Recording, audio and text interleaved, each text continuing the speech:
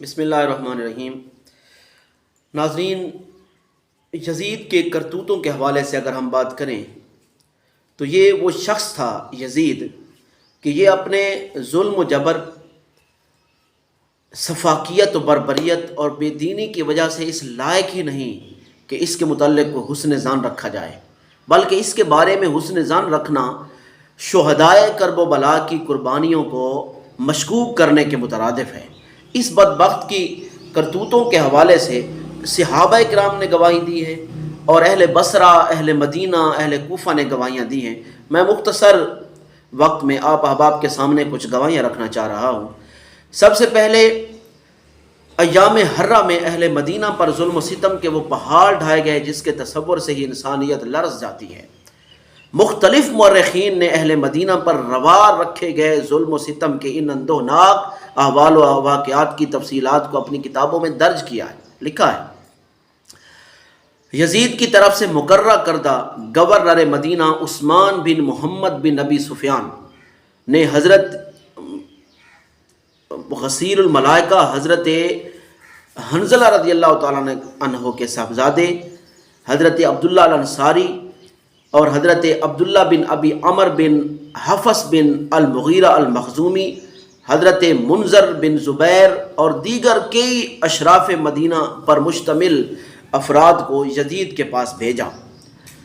امام ابن جریر الطبری، علامہ ابن الجوزی اور دیگر مورخین کے مطابق جب یہ وفد واپس مدینہ منورہ پہنچا، یعنی یزید سے ملاقات کرنے کے بعد جب یہ واپس مدینہ پہنچے تو شام میں یزید کے حالات و واقعات کو کچھ اس طرح بیان کیا۔ کیا کیا؟ انہوں نے بیان کیا ہے کہ انا قدمنا من عند رجل لیس له دین یشرب الخمر ویعزف بالتنابیر ویضرب عنده الفتیان ویلعب بالکلاب ویسامر الخراب والفتیان وَإِنَّا نُشْهِدُكُمْ أَنَّا قَدْ خَلَعْنَاهُ فَتَابَعَهُمُ النَّاسِ۔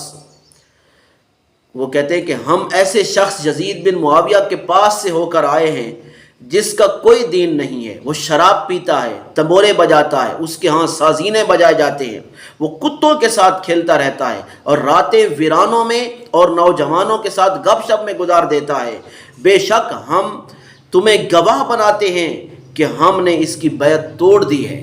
دیگر لوگوں نے بھی ان کی باتیں سن کر پھر اس کی بیعت کو توڑ دیا تھا، اور اس کو امام طبری نے تاریخ الامم والملوک میں بیان کیا ہے، اور ابن جوزی نے فی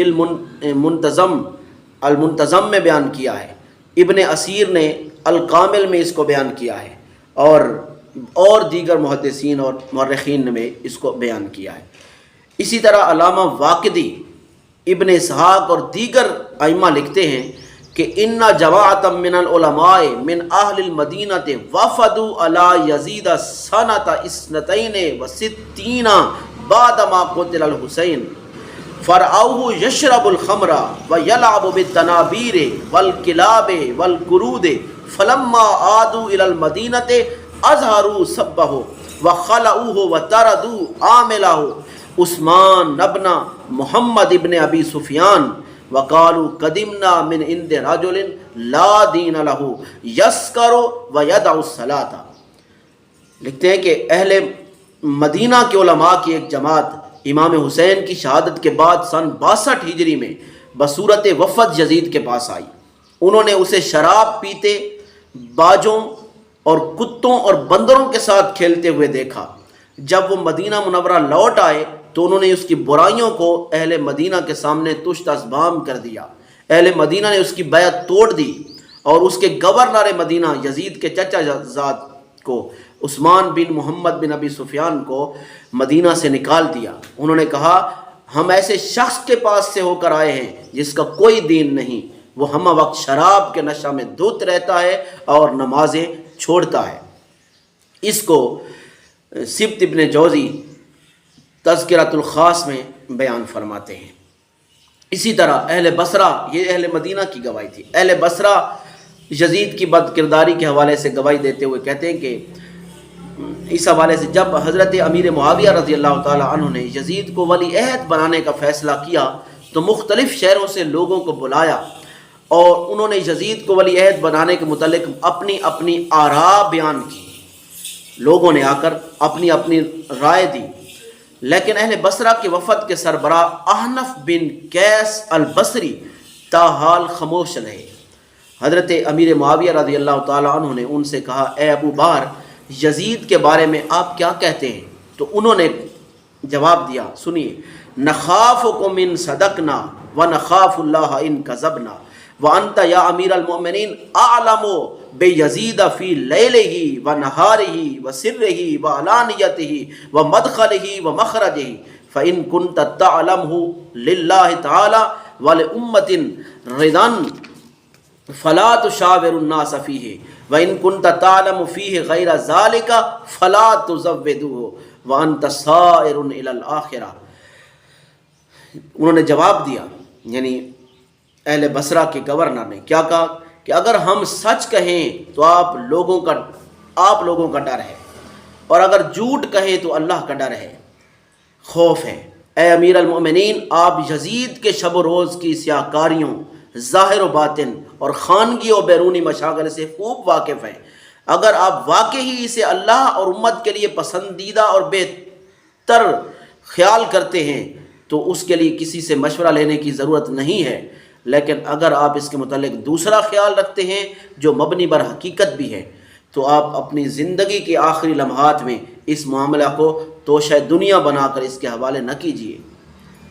اس طرح احنف بن قیس نے اہل بصرہ کی نمائندگی کرتے ہوئے بڑے حکیمانہ انداز سے یزید کے امارت کے لیے نااہل ہونا ثابت کیا ہے. اسی طرح اور محدثین اور صحابہ نے بیان کیا ہے. حضرت ماکل بن سنان کی گواہی بھی اس پر موجود ہے. عبد الرحمن بن زیاد الاشجعی اپنے والد سے روایت کرتے ہیں کہ حضرت ماکل بن سنان حضور نبی کریم صلی اللہ علیہ وسلم کے صحابی اور فتح مکہ کے روز اپنے قبیلے کے علمبردار تھے. یہ صحابی ہیں. وہ یزید کے گھنونے کردار میں بیان کرتے ہیں، کہتے ہیں کہ راجل یشرب الخمر وینکح الحرم، اللہ یاذ باللہ، کہتے ہیں کہ یزید ایسا بد کردار شخص ہے جو شراب پیتا ہے، محرمات کے ساتھ نکاح کرتا ہے. اور اس کو امام حاکم نے المستدرک میں بیان کیا ہے، ابن سعد نے الطبقات الکبریٰ میں بیان کیا ہے، اور ابن عساکر نے تاریخ مدینہ و دمشق میں بیان کیا ہے، امام ذہبی نے تاریخ اسلام میں بیان کیا ہے اس کو.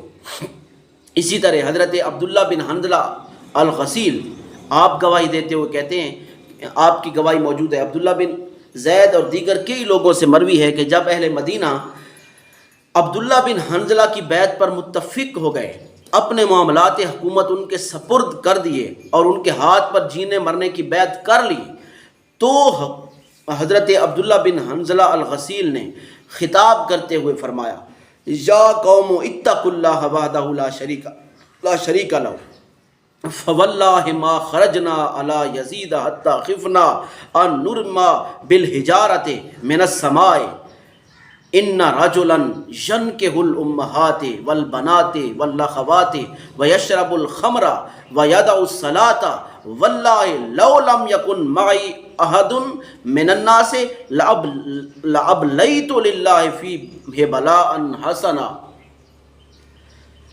اے لوگو، اللہ سے ڈرو، وہ یکتا ہے اور اس کا کوئی شریک نہیں ہے. اللہ کی قسم، ہم نے اس وقت تک یزید کے خلاف قیام نہیں کیا جب تک ہمیں یہ خطرہ لاحق نہ ہو گیا کہ ہم پر آسمان سے پتھر برسائے جائیں گے، کیونکہ وہ بد کردار و بدتینت شخص اپنی ماؤں، بیٹیوں اور بہنوں سے بدکاری کا ارتکاب کرتا ہے، شراب پیتا ہے، نمازیں چھوڑتا ہے.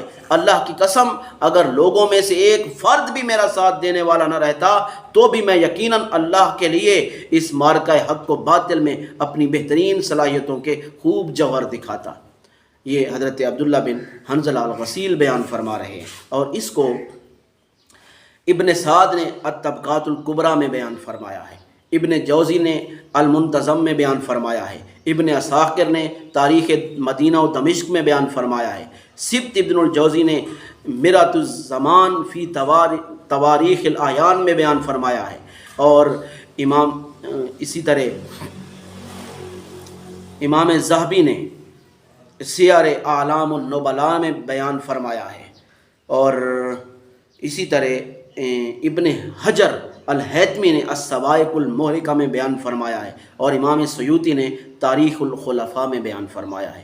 اس کے کرتوت واضح ہیں دنیا کے سامنے، اور امام واقدی نے مختلف طرق سے بیان کیا ہے کہ حضرت عبداللہ بن حنظلہ نے کہا ان کان رجلا ینکح امہات الاولاد والبنات والاخوات ویشرب الخمر ویدع الصلاۃ، یزید وہ شخص ہے جو ستیلی ماؤں، بیٹیوں اور بہنوں یعنی محرمات سے بدکاری کا ارتکاب کیا کرتا ہے، وہ بکثرت شراب نوشی کرتا ہے اور نماز ترک کرتا ہے۔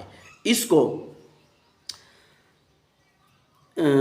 امام حجر الہیتمی نے الصواعق المحرقہ کے اندر بیان فرمایا ہے۔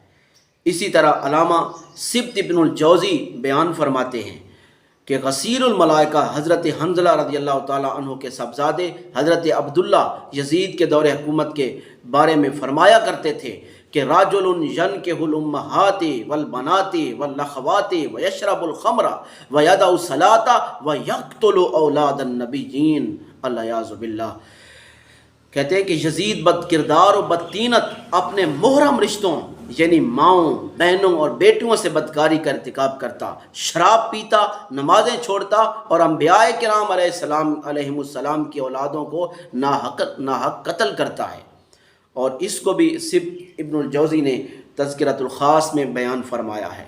تو ناظرین، بہت سارے صحابہ بیان فرما رہے ہیں اس کے کرتوت کو کہ یہ بدبخت شراب پیتا تھا، کتوں کے ساتھ کھیلتا تھا، بندروں کے ساتھ کھیلتا تھا اور بدکاری کرتا تھا، محرمات کے ساتھ بدکاری کا ارتکاب کرتا تھا۔ اس بدبخت کے کرتوت دنیا کے سامنے ہیں۔ اب جو شخص صحابہ کرام کی گواہیوں، اہل بصرہ، اہل مدینہ کی گواہیوں کے باوجود بھی اس بدبخت کو جنت میں گھسیڑتا پھرتا ہے اور اس کے متعلق مختلف ہیلے اور بہانے تلاش کرتا پھرتا ہے، وہ خدا سے ڈریں، خدا کا خوف کریں۔